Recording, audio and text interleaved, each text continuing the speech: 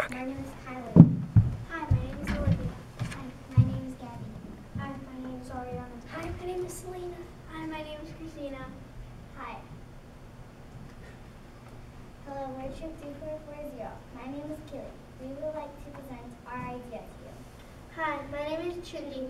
Before we begin, a couple girls from our troop will be handing out more information at our presentation.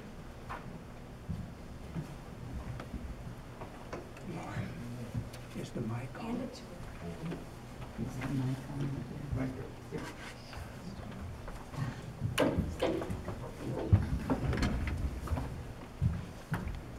Thank you very much.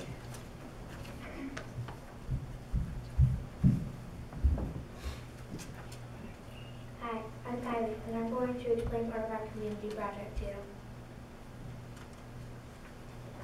Kylie, what is our community project? Our community project is to build a handicap-accessible playground. I will be presenting the splash pad part of our community project. Kylie, what is the splash pad?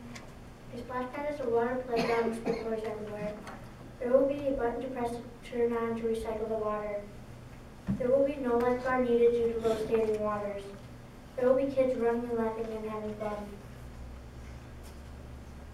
Who can use the splash pad? Kids and adults of all ages can use this splash pad. This is perfect for kids that don't know how to swim. It would also be handicap accessible. How could this benefit our community? It would benefit our community because instead of going to swimming pools, they can come to our splash pad. It's for everyone. It's also a good way to meet new friends.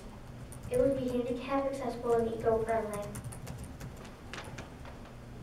Hi, I'm Alexis, and we would also like to build a handicap-accessible playground. I will be explaining the last part of our presentation. Why do we need a handicap-accessible playground? We feel that it's not fair for those with disabilities because they can't have fun like we can.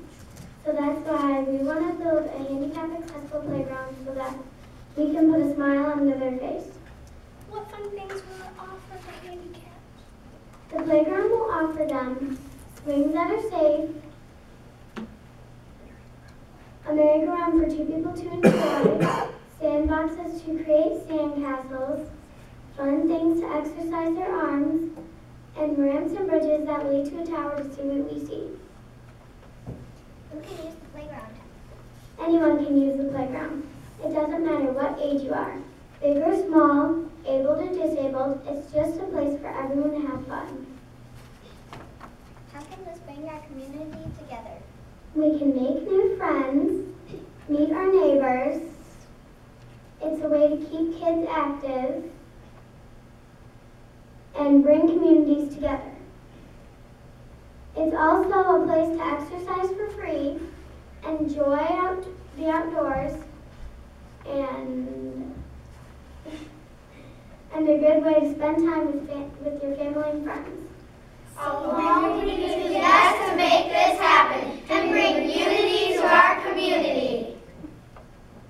Very good, ladies.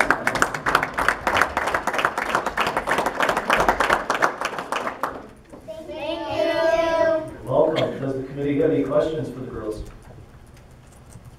I think we covered everything pretty good. Very thorough. I have a question. How long did you practice? 2 times. 2 times. Very good. I think Lucia's a little nervous in her community development bit. We might be looking for you to work for us someday. No, great job, ladies. We appreciate you. Thank you. Mr. Chairman. Thank you. Mr. Chairman. Hold on 1 second, ladies. The mayor would like to say something to you. You did very well on your presentation. Congratulations. Where is the location of this playground that you're talking about? Where would that be? Schoonmaker Okay. Schoonmaker Park. Have you looked at what the cost of this may be? Yes. Yes. And what would that be? A lot. How much is a lot? I don't know, maybe, well, it depends on how big you go. If you go large or small, And it depends on what you add, so it differs, and it differs from different companies also, you know. There are grants that we can actually get. We can actually get a grant from the natural resource, right? The natural resources. I've looked all that up. Actually, all of it is in the information that you have. I also have another packet with information. And hopefully Penny sent you all an email with all of the websites and everything for the different costs and the grants and everything. Those are on a printout that you received at your desk. Yep, there you go. And there's just more information in here that I'd like to give to the mayor so that we can. Thank you. I got one more question. Have you had any communication with Harlem Township? We talked about that the other day. Yes, we have not. Okay. If I can assist you there, give me a call, okay? Thank you very much. Thank you very much. Thanks again, ladies.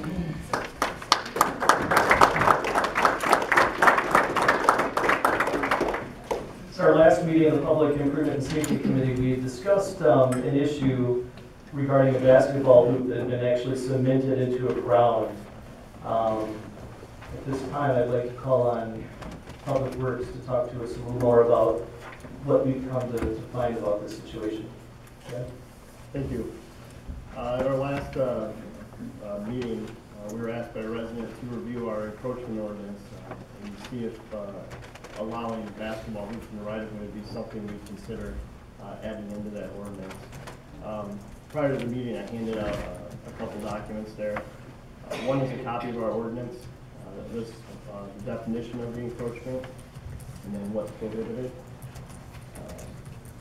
I've also included an aerial view of the area of the cul-de-sac that has the basketball hoop, and then pictures of the actual basketball hoop. A couple reasons for the encroachment ordinance is to limit what's in the right-of-way. Currently, the ordinance states that the only things that would be allowed in the right-of-way would be utilities, mailboxes, public road signs, and other public facilities. The reason behind this, and I've just listed a few here, is public safety. A reason that if Public Works feels that basketball hoops would not be an acceptable use in a right-of-way is, if the street isn't a place for kids to be out playing, it adds an extra hazard for vehicles to have to look out for. Liability.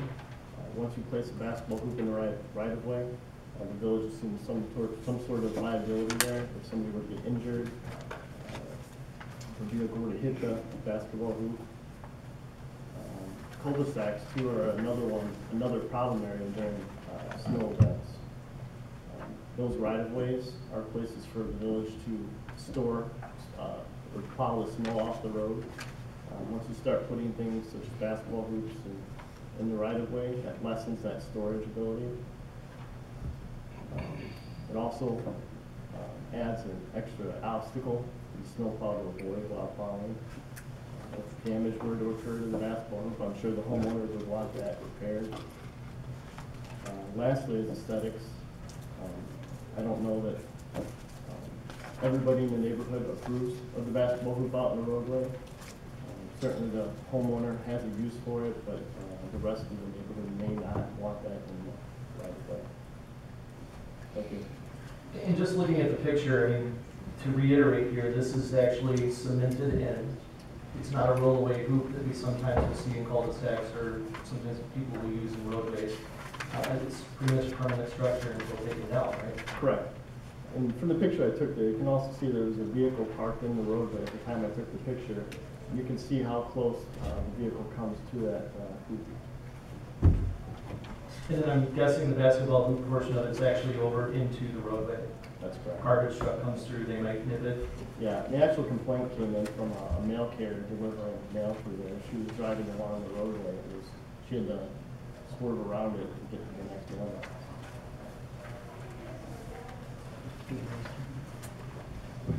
Thanks for the first time. Yes. Yes. The homeowner, it is not cement the ground, but it is anchored like a permanent structure into the ground, but it's not cement. It's not cement. But there's anchors that are in the ground that are semi-permanent. pretty permanent to me.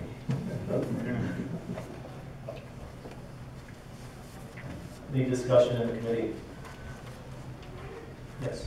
I think even the way it is with the hoop up like it is a picture, and this is kind of remote, but for instance, a fire truck couldn't get in there. Or some other emergency vehicles. So moving forward, we're gonna have them take this down? Or is the committee supposed to make that decision? Well, if the committee agrees with the way the ordinance is currently written and there's no further action to try to allowing basketball hoops, we would move forward with our current enforcement and have them remove it. And I know that we just received this tonight, but committee members, as you look at this, are there any objections to the way that this ordinance is written?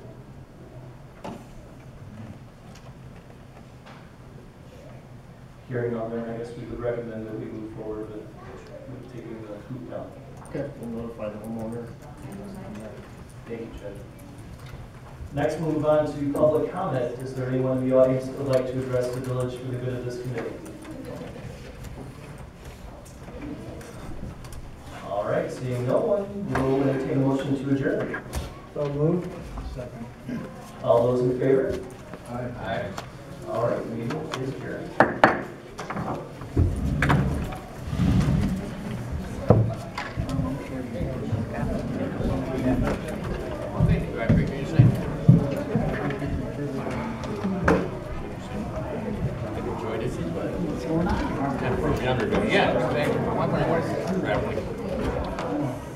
She just recently lost her girl last year. She lost her brother.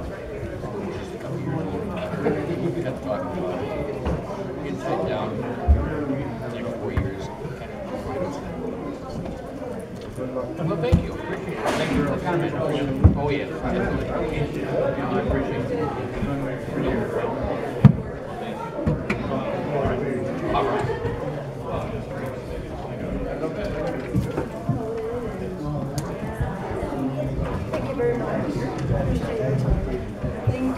We've been working hard on it, and it's something I feel like is important to them, so.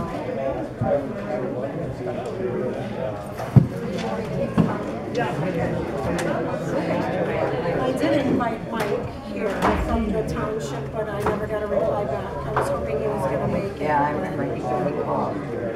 Oh, okay, hey, that's great. And you know, if there's any other places, I mean, it's not like, you know, it's set in that. You know, the only reason why is Penny had informed me that there was a Harlem Township and they're already like, they already maintain it and everything, so it would be easier, you know, if we did it at a place where they already maintain it.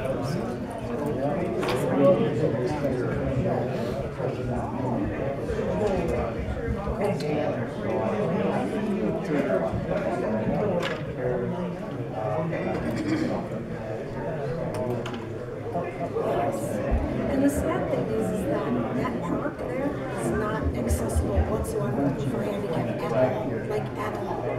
And I mean, I was asking my daughter about it, she was talking, and I asked her that, and she said, well, it's not handicap accessible. You know, I mean, we have to be able to let kids that can't do stuff like we can be able to.